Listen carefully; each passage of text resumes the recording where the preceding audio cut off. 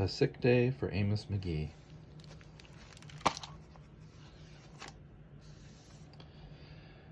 Amos McGee was an early riser.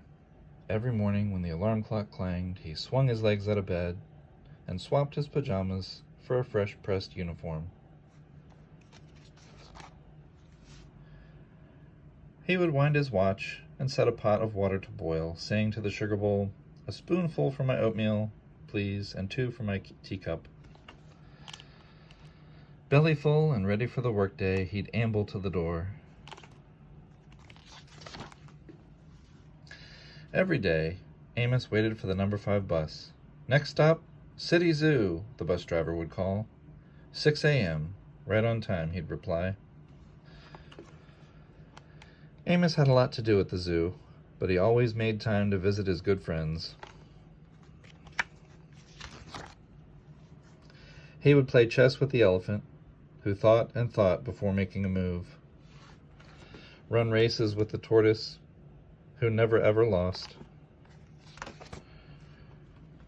Sit quietly with the penguin, who was very shy. Lend a handkerchief to the rhinoceros, who always had a runny nose. And at sunset, read stories to the owl, who was afraid of the dark.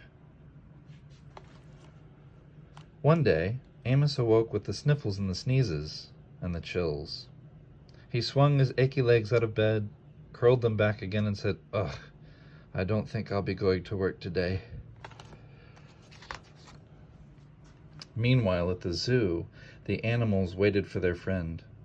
The elephant arranged his pawns and polished his castles. The tortoise stretched his legs and limbered up. The penguin sat patiently, all by himself. The rhinoceros worried that his allergies were worsening. The owl perched atop a tall stack of storybooks, scratching his head with concern. "Where is Amos?" the animals wondered.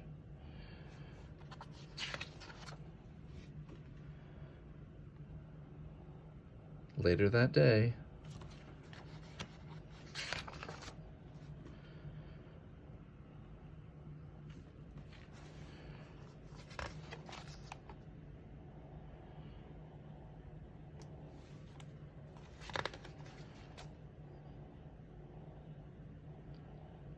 "Hooray, my good friends are here." The elephant prepared a game of chess. Amos thought and thought before making a move. "I'm too tired to run races today," said Amos to the tortoise. "Let's play hide and seek instead." The tortoise hid inside his shell. Amos hid beneath the covers. Amos yawned. "I could use a nap." The penguin sat quietly, keeping Amos's feet warm.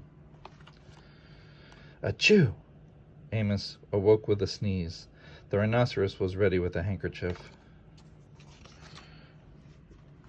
"I'm beginning to feel much better, thank you," said Amos to his friends. He swung his legs out of bed. "Perhaps we'll share a pot of tea."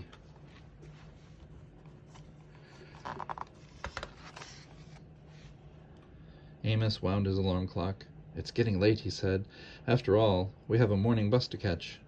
So Amos said goodnight to the elephant, and goodnight to the tortoise, and goodnight to the penguin, and goodnight to the rhinoceros, and goodnight to the owl, who, knowing that Amos was afraid of the dark, read a story aloud before turning out the light.